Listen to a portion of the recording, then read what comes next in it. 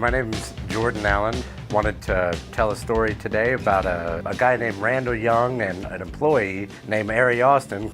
It was always just a given at 52 years old that Randall was nonverbal, and it was clear that Randall enjoyed being with Ari and vice versa. And, they had worked together and things had gone really well. Randall seemed less and less frustrated when you would talk to him. Out of the blue one day, I got an email from Randall's independent sport coordinator. I opened the email and Chanita said, I experienced something with Randall that I never have in my 12 years with him. And she explained how she had been at the house and said, okay, I'll see you guys later. Goodbye, Randall. And Randall said goodbye. And I called immediately to Ari and said, hey, what's going on? Chanita sent me this email. And he said, oh, yeah, we've been working on Randall speaking for about 6 months. Well, Ari had never told us any of that. And now that the secret was out, Ari said, okay, we're planning on coming down to the office on Friday. And in walks Randall and walks right up to my desk and puts his hand out like he always does and says hello.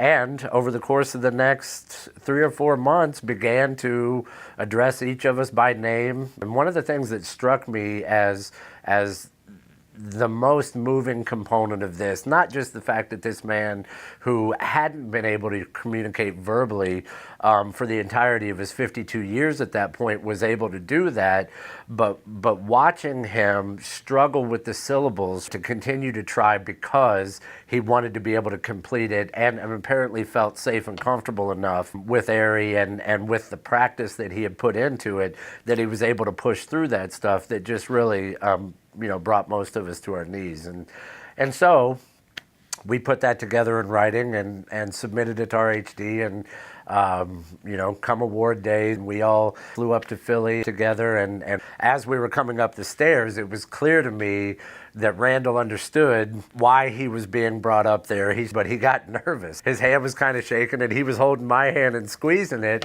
And I thought, man, I don't know if this is a good thing or a bad thing when we get up there. There's literally a couple thousand people in the room. And he took the microphone and addressed the crowd, did his damnedest and spoke pretty well, and more than anything was able to recognize him and accept the applause. And at the end of it, Randall stood there on stage and accepted his awards, and it was a nice kind of culmination to Randall's coming out of speech party. So one of the most memorable experiences that I've had in my professional career, and certainly one that I'm glad to have shared with you.